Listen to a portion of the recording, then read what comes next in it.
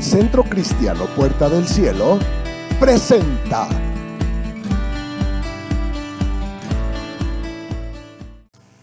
en esta ocasión vamos a comenzar una nueva serie que tiene que ver con los fundamentos de la fe cristiana. Y este capítulo 1 lo hemos titulado de esta manera: ¿qué son las obras muertas? Sin que lo vayamos a ver, solamente se los menciono, y si quieren anotarlo, pues anótenlo. Según Hebreos capítulo 6, verso 2, el primero de los fundamentos de la doctrina cristiana es el arrepentimiento de obras muertas. ¿Qué son las obras muertas? Bueno, otras traducciones, además de la nuestra, que es la Reina Valera 60, en lugar de obras muertas las llaman obras que llevan a la muerte, acciones que llevan a la muerte, malas acciones, lo inútil y lo malo que hacíamos, o arrepentimiento de obras muertas lo traduce como renuncia a la vida de pecado. Por supuesto que el autor de Hebreos está dirigiendo su carta a cristianos. Los que no son cristianos no entienden, y como dijo Chilo, ni quieren saber por qué el matrimonio, por ejemplo, debe ser honroso y el lecho sin mancilla.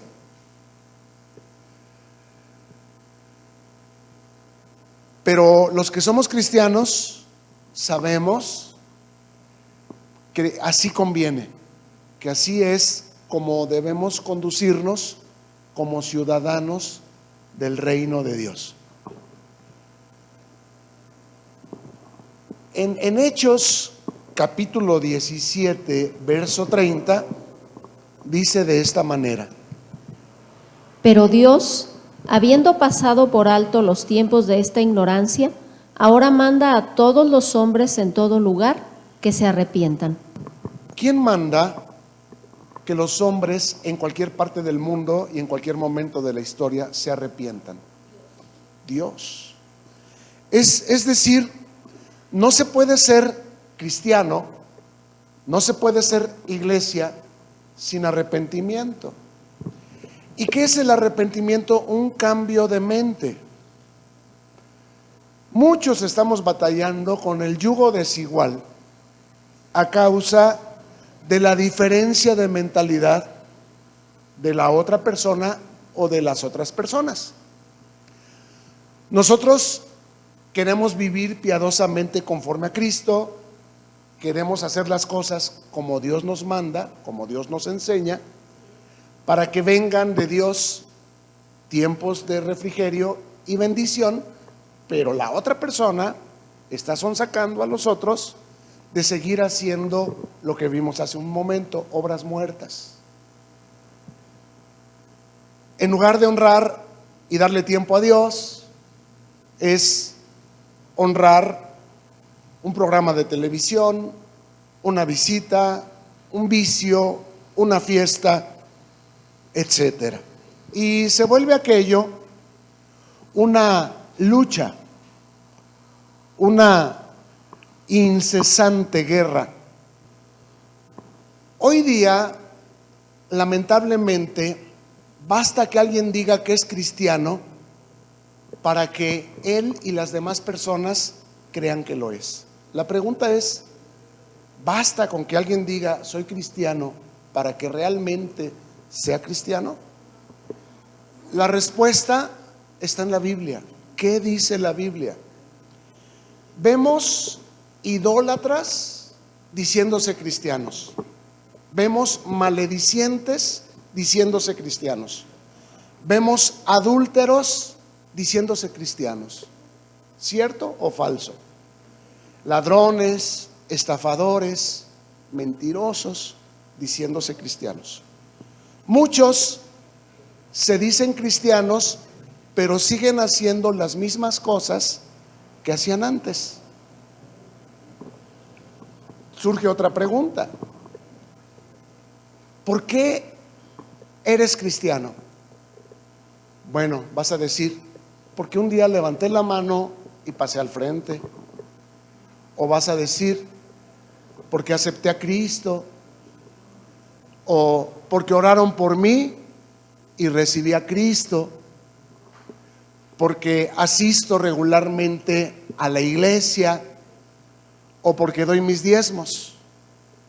Pues te voy a decir, también el fariseo que se paraba al frente de la congregación, menospreciando al publicano, daba sus diezmos. Es decir, estas respuestas no definen lo que es un verdadero cristiano. Los hechos hablan más de lo que decimos creer o ser. Yo puedo decir que soy cristiano, pero los hechos hablan más. El verdadero cristiano primero es verdadero discípulo.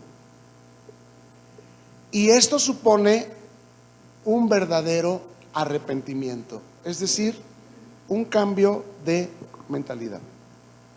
Y estar dispuestos a, por este cambio de mentalidad, sufrir penalidades como buenos soldados de Jesucristo. Los enemigos del hombre, ¿quiénes son? Los de su casa. Aun cuando no eras cristiano, ya eran tus enemigos. No digas que ahora, porque eres cristiano, se te volvieron enemigos. Ahora agarran tu fe, tu decisión por Cristo como pretexto para justificar sus ataques, sus bullings en tu contra. Nosotros somos la luz del mundo y la sal de esta tierra, y somos una ciudad asentada sobre un monte alto. Y ahora, desde que somos cristianos, todos nos lo critican, porque eso es lo que te enseñan en tu iglesia. Así es como te dicen que debes vestirte, así es como te dicen que debes contestar, así es como te dicen que debes conducirte. Todo te lo critican. Bueno, no te sorprendas, estos mismos padecimientos los viven nuestros hermanos en cualquier parte del mundo y en cualquier momento de la historia. Eso es el modelo de lo que Jesús sufrió una vez que decidió obedecer a Dios por medio del acto del bautismo. El Espíritu Santo lo llevó al desierto para ser tentado por Satanás. Y quiero preguntarte, ¿cómo lo venció? Con la palabra. ¿Cómo vas a vencer tú? Con la palabra. Todos los problemas que tú tienes, la única manera como se van a acabar por un tiempo es con la palabra. ¿A qué vienes a la iglesia?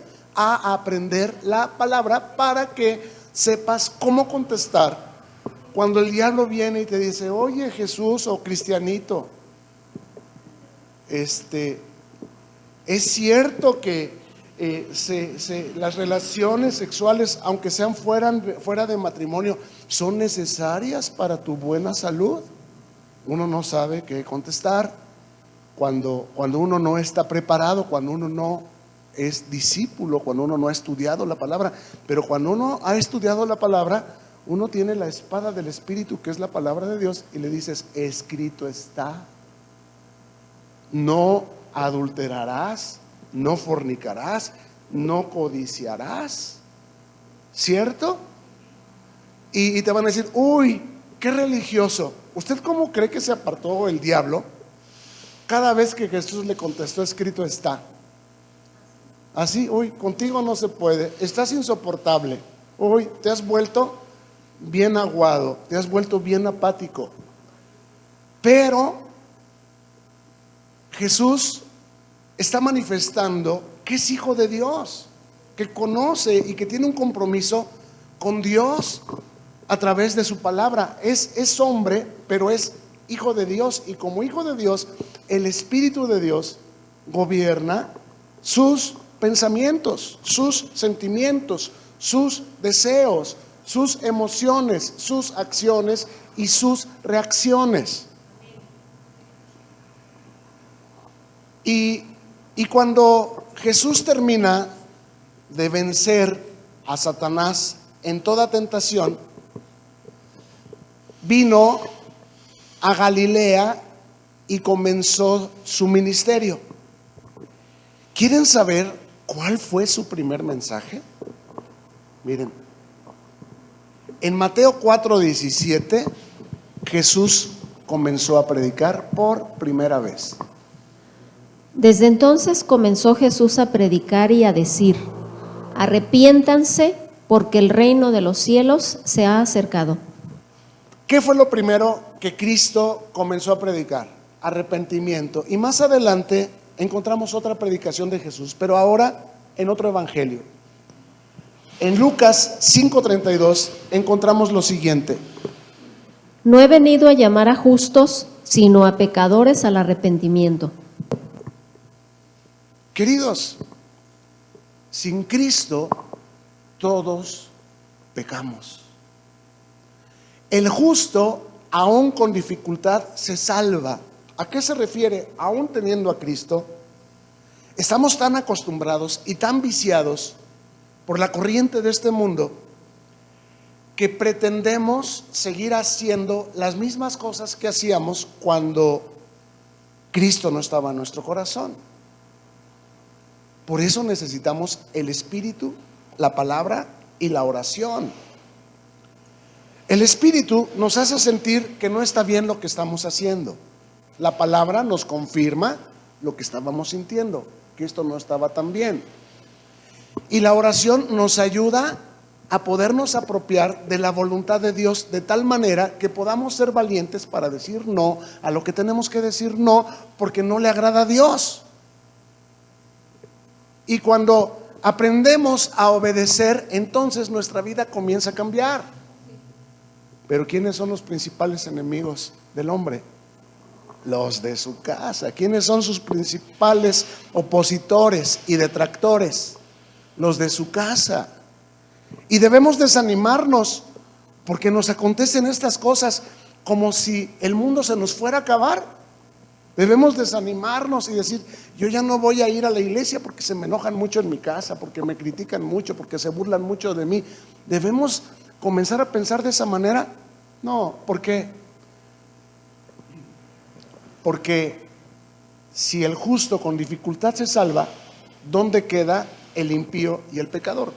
Si con Dios está difícil la cosa, sin Dios es imposible. Dios manda, por lo tanto, que todos los seres humanos, en todo lugar y en todo tiempo, se arrepientan. Porque no hay un solo justo.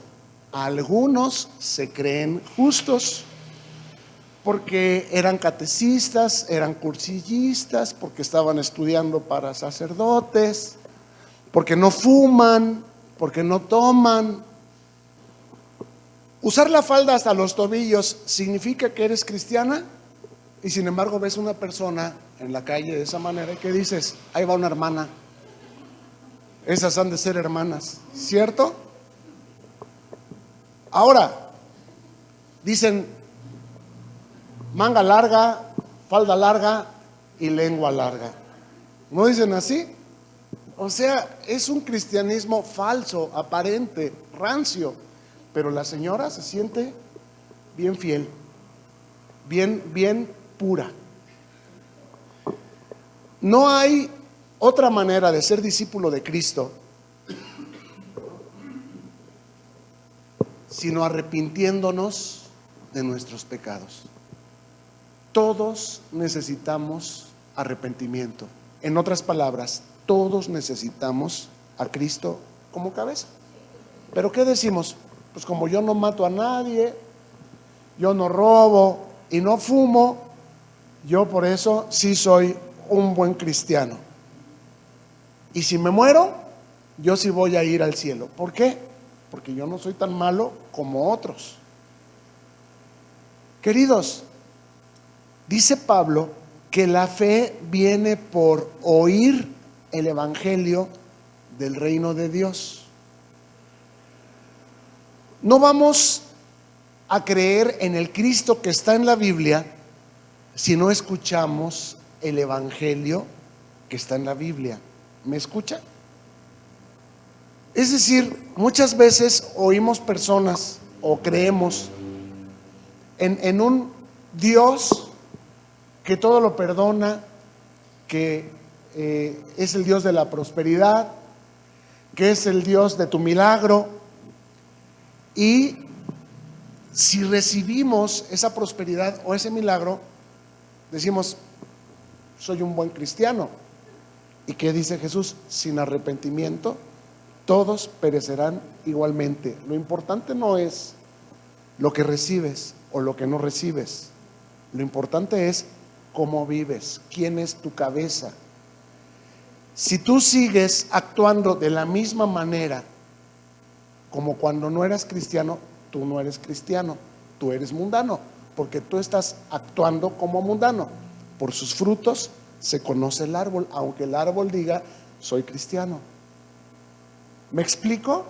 Aunque el árbol diga, Dios me prosperó, también el diablo le dijo a Jesús, todo esto te daré si postrado me adoras. Entonces, la condición no es evidencia de salvación. La condición, pues puede ser algo temporal y puede ser algo circunstancial. A veces nos toca estar en la parte baja de la rueda de la fortuna y a veces nos toca estar en la parte alta de la rueda de la fortuna. Son cosas circunstanciales, pero lo importante es que si estás en la parte baja, Cristo sea tu cabeza, y si estás en la parte alta, Cristo siga siendo tu cabeza. ¿Me explico? Eso es la salvación. Debemos dejar los yo creo, yo pienso, yo siento, que provienen de nuestra propia imaginación, y tomar nuestra fe de la Biblia y darle obediencia. De otra manera, corremos el riesgo de estar creyendo en otro Jesús, aún el Dios que nos inculcaron nuestros padres. ¿Cuál? ¿El que está crucificado? Porque la Biblia dice que Jesús resucitó, y el que me inculcaron mis padres está crucificado. Tiene ojos, pero no ve. Tiene boca, pero no habla. Tiene manos, pero no palpan. Tiene pies, pero no anda. Y delante de ese Dios han ocurrido las peores fechorías. La hija ha fornicado con su novio. El marido ha golpeado a su mujer impunemente. ¿Y qué hizo ese Dios? ¿Los redarguyó desde adentro? No. ¿Por qué? Porque no está en su corazón. No hay arrepentimiento, no está en su cabeza. Está en la pared. Él no es luz. Jesucristo es la luz del mundo. Y nos dijo, ustedes son la luz del mundo. ¿Por qué? Porque Él está en nuestro corazón. A ese Dios lo tienen que iluminar con veladoras. Jesucristo sostiene el universo con la palabra de su poder, y a ese Dios hay que cargarlo para hacerle fiesta en procesión, y hay que clavarlo ahí en la pared para que cuide la casa. Hay que traerlo colgando ahí en el espejo del auto para que nos libre de un accidente. Y el que va manejando va bien borracho y va con su amante, y los hijos se van peleando con los padres, y el Dios ahí nomás moviéndose para todos lados y no habla. no extiende sus manos y dice: ya, cállate, contrólate. Pero el que tiene el Espíritu no te deja hablar, el Espíritu no te deja ir. Este es el reino de Dios. Este es el evangelio que predicamos, un evangelio que sí es eficaz para cambiar al hombre y su familia. Cree en el Señor Jesús y serás salvo tú y tu casa, pero comienza por ti. Él nos escogió como parte de la solución, no para que el problema nos esté ahogando y nos esté deprimiendo y ya no encontremos la salida. Nosotros somos la respuesta de Dios. Pero cuando Cristo es la cabeza, lo vemos. Y cuando la adversidad es la cabeza, nos parece imposible, nos parece insoportable. Bueno, muchos hasta se quieren suicidar.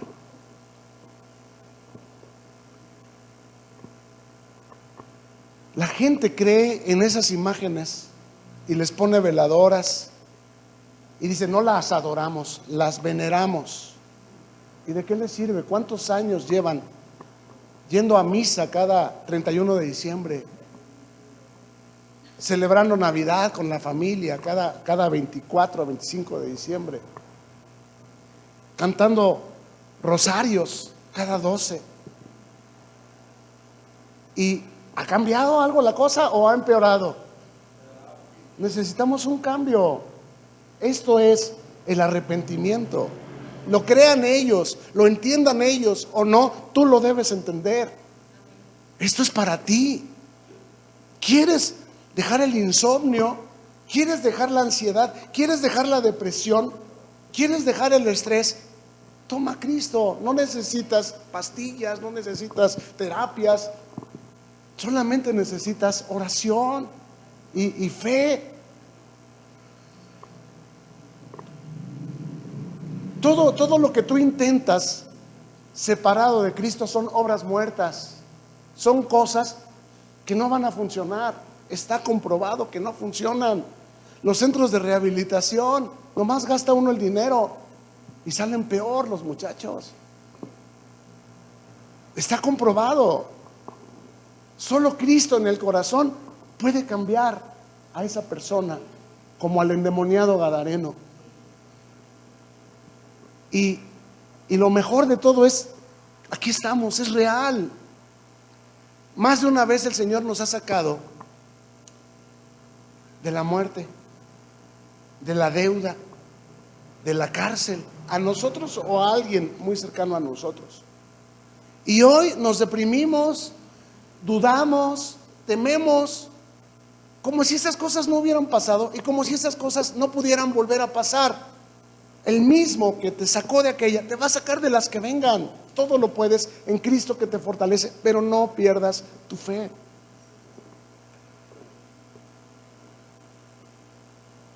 Es demasiado común en nuestros tiempos escuchar falsos maestros predicar del Jesús que nos quiere hacer ricos, o del que quiere que todos nuestros problemas se acaben ahora. ¿Es cierto ese evangelio? ¿Eso es evangelio? O evangelio es: aunque ande en valle de sombra de muerte, no temeré mal alguno, porque tú estás conmigo. Tu vara y tu cayado me infundirán aliento. Tú eres mi pastor y nada me faltará. Junto a aguas de reposo me harás descansar y en verdes pastos me apacentarás. ¿No es eso el evangelio? ¿O el evangelio es tener mejor coche? ¿De qué sirve un mejor coche con una mente reprobada? ¿De qué sirve a un hombre ganar el mundo si al final pierde su alma en el infierno? ¿Qué dice la Biblia? En Mateo 10, versos del 35 al 37, dice de esta manera: Porque he venido para poner en disensión al hombre contra su padre, a la hija contra su madre y a la nuera contra su suegra. Y los enemigos del hombre serán los de su casa. El que ama a padre o madre más que a mí, no es digno de mí. El que ama a hijo o hija más que a mí, no es digno de mí. Queridos, escuche esto que le voy a decir porque es vida. Jesús vino a traer paz al corazón, pero disensión alrededor mientras los demás agarran la onda. Tú tienes una promesa. Si te mantienes fiel, ellos también van a ser salvos. Y tú vas a decir: uy, hermano, es que usted no conoce a mi esposa, ni a mi suegra, ni a mis cuñadas. ¿Ha visto a Drácula? Mi suegra está peor. ¿Ha visto al anticristo? Haga de cuenta mi esposa. Y mis cuñadas son el 666 y el falso profeta. Usted no sabe con quién vivo, pero Dios sí sabe. Y Él te puso para que seas sal en ese lugar, para que seas luz en ese lugar. Si la sal pierde su sabor, no sirve más para nada más que para que todos esos la pisoteen y la echen fuera. Pero Dios te ha llamado para que seas salvo tú y toda tu casa. El reino de los cielos es de los valientes. Y hay que ser valiente para arrebatar el reino de los cielos. Hay que tomar nuestra cruz y seguir a Cristo. No es Cristo quien llevó nuestra cruz. No, Él dijo: si alguno quiere venir en pos de mí, niéguese a sí mismo y tome su cruz cada día y sígame. Entonces, qué bueno es conocer el Evangelio, porque ya no son espejitos y pare de sufrir. No son espejitos y aquí todos vamos a estar felices por siempre. No. Por un rato vamos a padecer aflicción, pero ¿cómo vamos a vencer? Como Jesús en el desierto. Escrito está, la palabra dice. La única manera que los vas a sacar del error es: diles lo que la Biblia dice, porque solo la palabra de Dios tiene poder creativo. No lo que el psicólogo, no lo que el filósofo, no lo que el maestro, ni siquiera lo que el pastor, lo que la Biblia dice. ¿Cuánta gente pasó al frente un día a tomar una decisión por Cristo? Porque la presionaron: pásale, es el momento, ándale. ¿Dónde están esas personas que un día vinieron jaloneadas y empujadas y animadas por otros? ¿Dónde están? ¿Son cristianos? Porque hicieron un día la supuesta oración de fe. ¿Cómo hablan? ¿Cómo viven? ¿Qué cosas hacen? No nos engañemos.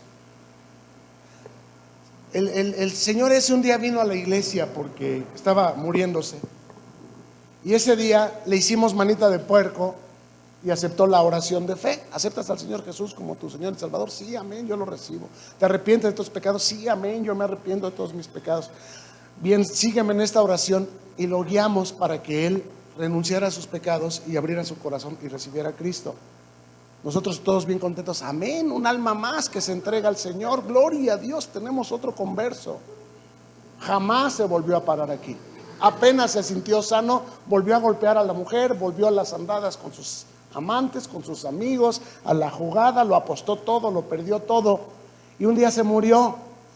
Y el consuelo que le queda a la viuda es: está con el Señor, porque el Señor es fiel. Y un día él hizo su oración de fe y el Señor lo salvó. ¿Crees que Dios puede ser burlado? ¿Crees que para eso murió Cristo? ¿Para que nosotros vivamos sin arrepentimiento? No, no nos engañemos.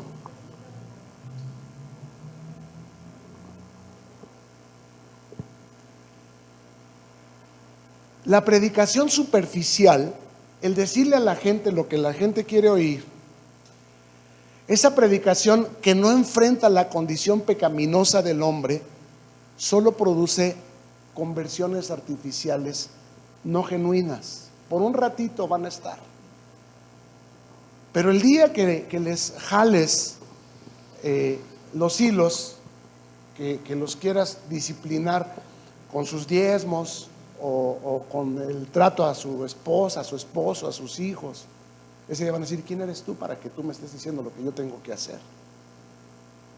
Cuando nosotros le decimos a la gente, ven para que Dios te sane, ven para que Dios te prospere, ven para que se acaben tus problemas, ven para que puedas dormir bien, yo te voy a decir, es incompleto. Todas esas cosas pueden ocurrir, pero tiene que haber arrepentimiento, tiene que haber una disposición a que el reino de Dios, lo que Dios manda, lo que Dios nos requiere, se vuelva una realidad en mi vida para que yo pueda experimentar todos los beneficios de su favor, de su bendición. Muchos que se llaman cristianos no dan una señal de regeneración. Dicen, yo soy salvo por fe, pero siguen haciendo las mismas cosas. Pregunta, ¿son cristianos? ¿O conocen de Cristo? ¿Simpatizan con Cristo? La evidencia y consecuencia de la verdadera salvación en una persona es su transformación radical. De la noche a la mañana tu familia te desconoce. Ya te estás volviendo aleluya. Nomás faltaba. Y nomás falta que quieras cambiar también a tus hijos. Brincos dieras porque ellos también fueran cristianos. Brincos dieras porque en lugar de estar ahí con el celular, ahí mandándose mensajes con no sé quién, o viendo las cosas que están viendo, que es pura violencia, que es pura mundanalidad, pura inmundicia, vinieran a la palabra conmigo. Brincos dieras. Yo quisiera que se convirtieran, quisiera que oyeran estas cosas para que no pasen por las que yo pasé. No sabes lo que, pero ¿qué vas a hacer con la religión que te inculcaron tus padres? ¿Y de qué me sirvió la religión que me inculcaron mis padres? Si cada vez estamos peor. Delante del ídolo han pasado unas cosas vergonzosas, lamentables. ¿Y qué ha hecho el ídolo? Nada, nomás sernos un escudo que nosotros decimos, tú tu religión y yo la mía. Un pretexto para no ser valientes y venir a buscar el reino de Dios y su justicia. Nomás para eso ha servido esa religión que nos inculcaron nuestros padres.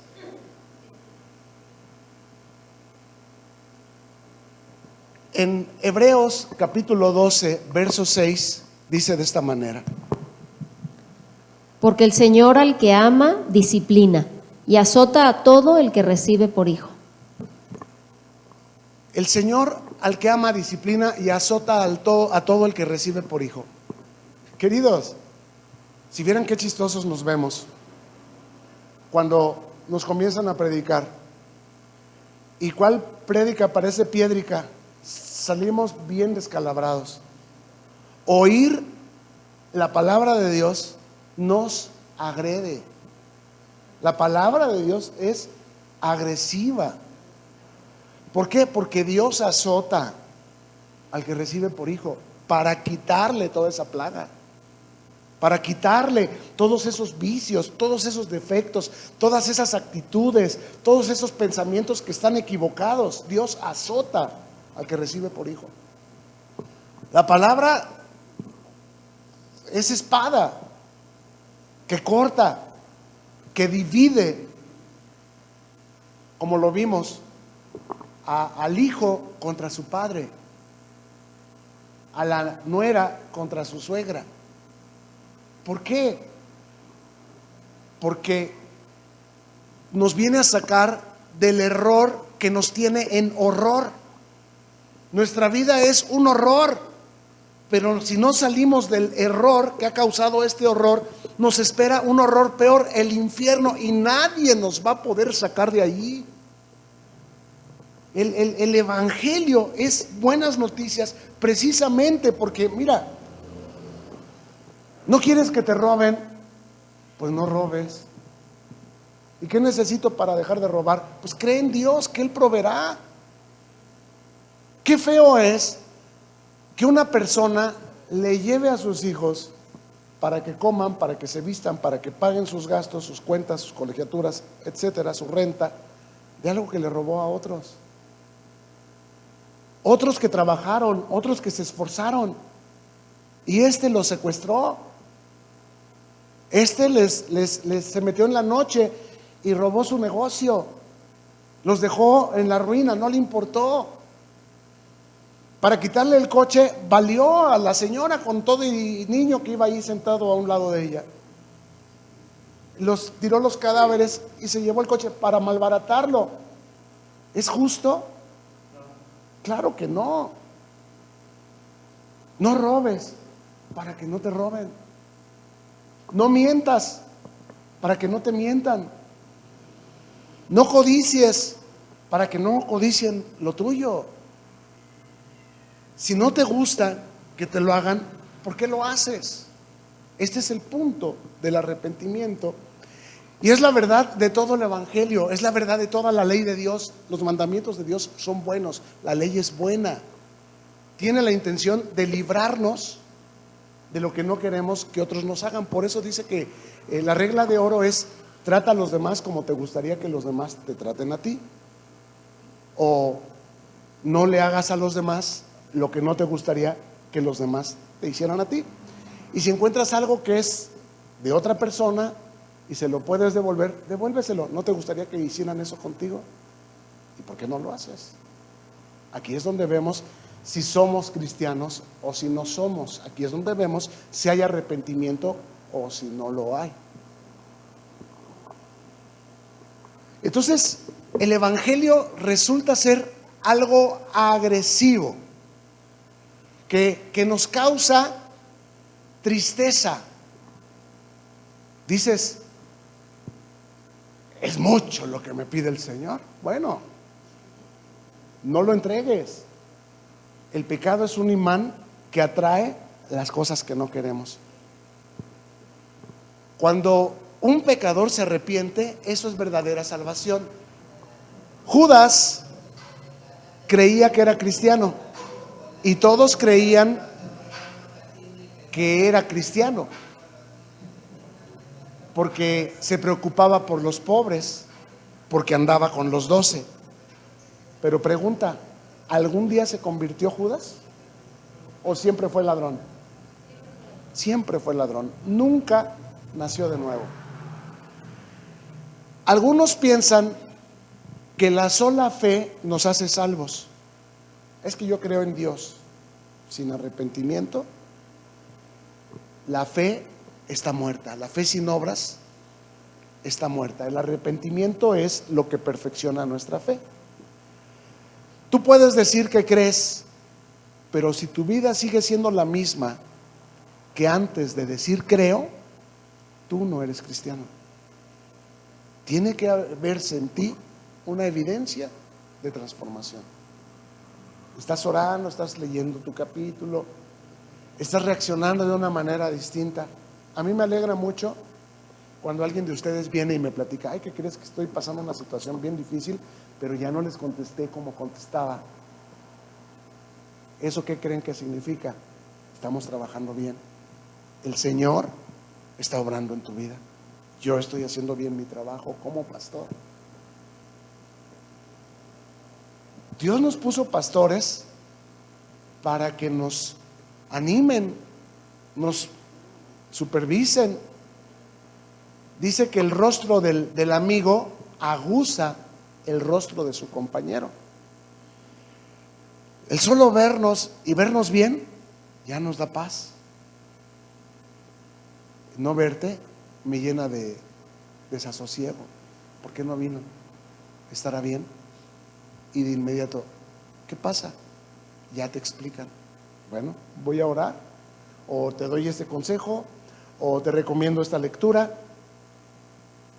o necesitamos vernos para platicar y hacer oración. Lo que sea necesario, lo voy a hacer porque soy amigo. El Señor es mi pastor, dice, y nada me faltará. Pero esa palabra pastor significa amigo. El Señor es mi amigo. Un amigo es alguien que se preocupa por su amigo. Discípulo, dice el Señor al que ama disciplina. Discípulo es una palabra que viene de la raíz disciplina. ¿Qué sigue ahora? Bueno, ya que he creído y que he entendido el proceso en el que estoy, primero de arrepentimiento, cambiar mi mentalidad respecto a las tentaciones y situaciones que estoy viviendo. Y número 2, entender qué papel juega mi familia en esta situación. Ya entendí que los enemigos del hombre por un tiempo van a ser los de mi casa. Jesús pasó por la misma. Los hermanos de Jesús tampoco creían en él un tiempo, pero después, ¿en qué terminaron? Siendo discípulos también suyos. El hermano mayor de Jesús, es decir, el que seguía después de él, es Santiago. Se convirtió en el primer pastor de la iglesia en Jerusalén. De ahí, para que usted más o menos le eche una pensadita a por qué le está costando tanto trabajo su familia. Entre más duros nos parecen, más grande es el peso del ministerio que Dios va a entregar a esas personas. Entre más lejos nos parecen, más grande va a ser su función. ¿Quién era el perseguidor de la iglesia que respiraba amenazas y crueldad contra ella? ¿Quién me dice? Saulo de Tarso. ¿En qué terminó? Siendo el apóstol Pablo, el que escribió más libros del Nuevo Testamento, 11 de los 27. Entonces, y usted llorando, ay, es que tú no sabes, es el anticristo, ay, ya no lo soporto. Y Dios desde el cielo, mira, amigo, con qué poca agua se ahoga. ¿Crees que tú estás sufriendo más que lo que él sufrió en la cruz? ¿Tú crees que estás sufriendo más injusticias que las que él llevó? ¿Traiciones que las que él sufrió? No, pero necesitamos llenarnos de la mente de Cristo y pelear la buena batalla y no quererle cortar a nuestra cruz. No le cortes, o sea, Señor, es una cruz perfecta. Tú la escogiste para que yo la lleve y yo la voy a llevar con gallardía. Gracias por llegar al final de este video. Oramos que te sea de provecho y que lo puedas compartir con quienes tú sabes que les bendecirá también. Suscríbete y no te olvides de darle like. Hasta la próxima y mientras tanto, que Dios te bendiga.